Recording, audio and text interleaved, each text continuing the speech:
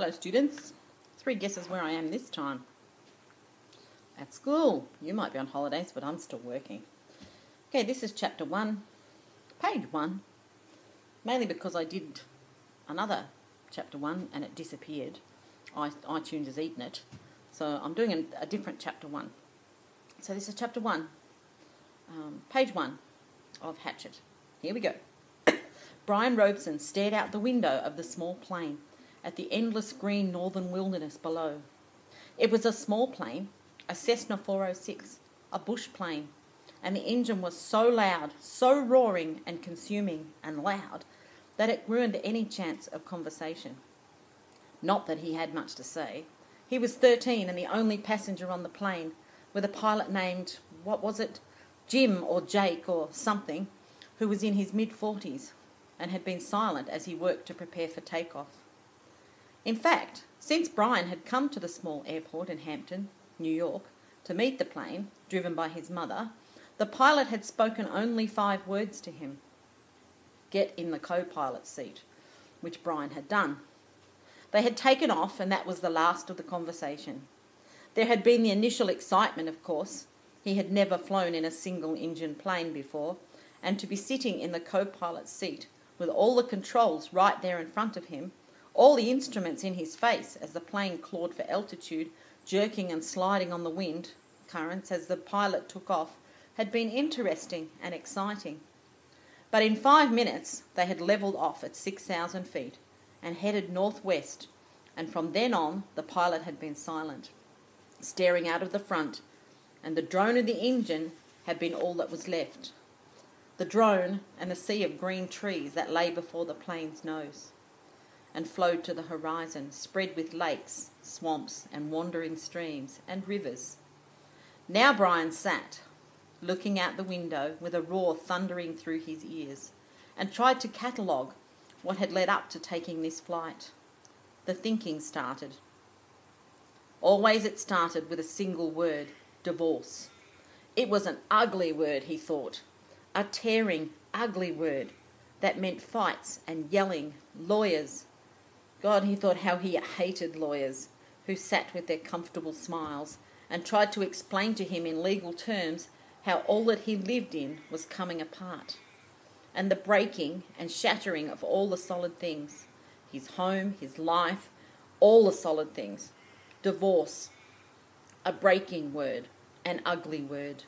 Divorce, secrets. No, not secrets so much as just the secret. What he knew and had not told anybody, what he knew about his mother that had caused the divorce, what he knew, the secret. Divorce, the secret. Brian felt his eyes beginning to burn and knew there would be tears. He had cried for a time, but that was gone now. He didn't cry now. Instead, his eyes burned and tears came, the seeping tears that burned, but he didn't cry. He wiped his eyes with a finger and looked at the pilot out of the corner of his eye to make sure he hadn't noticed the burning and the tears. The pilot sat large, his hands lightly on the wheel, feet on the rudder pedals. He seemed more a machine than a man, an extension of the plane. On the dashboard in front of him, Brian saw dials, switches, meters, knobs, levers, cranks, lights, handles that were wiggling and flickering, all indicating nothing that he understood. And the pilot seemed the same way, part of the plane, not human. When he saw Brian look at him, the pilot seemed to open up a bit and smiled. Ever fly in the co-pilot seat before?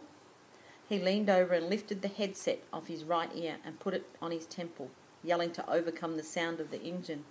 Brian shook his head. He had never been in any kind of plane, never seen the cockpit of a plane, except in films or on television. It was loud and confusing. First time? It's not as complicated as it looks. Good plane like this almost flies itself, the pilot shrugged. Makes my job easy. He took Brian's left arm. Here, put your hands on the controls, your feet on the rudder pedals, and I'll show you what I mean. Brian shook his head. Better not. Sure, try it. Brian reached out and took the wheel in a grip so tight his knuckles were white. He pushed his feet down on the pedals. The plane slewed suddenly to the right. "Not so hard! Take her light, take her light!" Brian eased off, relaxed his grip. The burning in his eyes was forgotten momentarily as the vibration of the plane came through the wheel and the pedals. It seemed almost alive. "See?" The pilot let go of his wheel, raised his hands in the air, and took his feet off the pedals to show Brian he was actually flying the plane alone. Simple. "Now turn the wheel a little to the right and push on the right rudder pedal a small amount."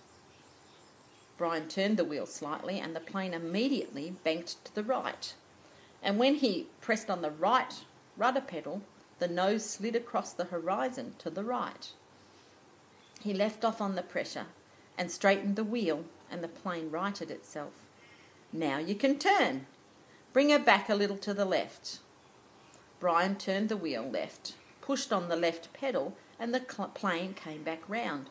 "It's easy," he smiled. "At least this part." The pilot nodded.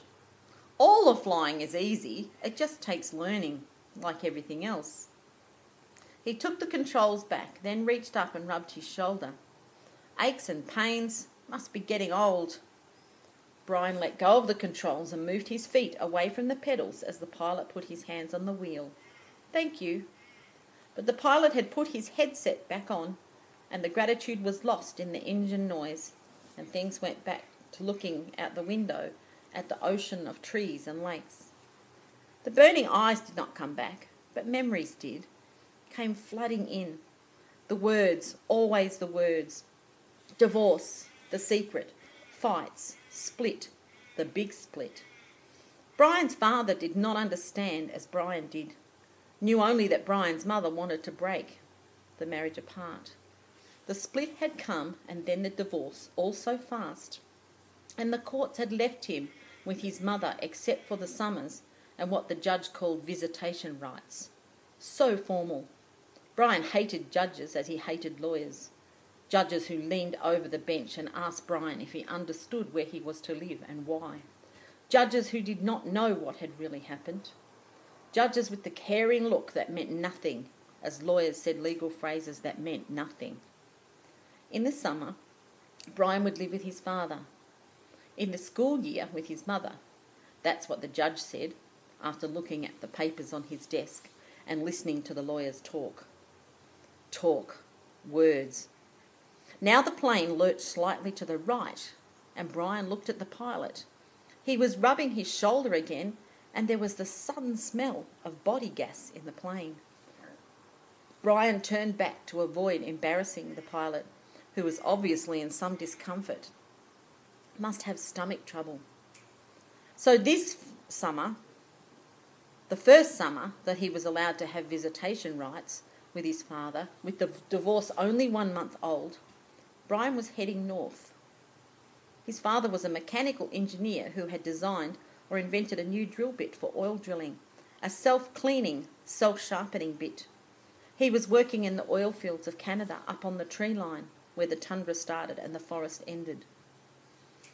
Okay, that's where we're stopping now. We're at the bottom of page 5, and you can go to the next section. This was the first half of chapter 1.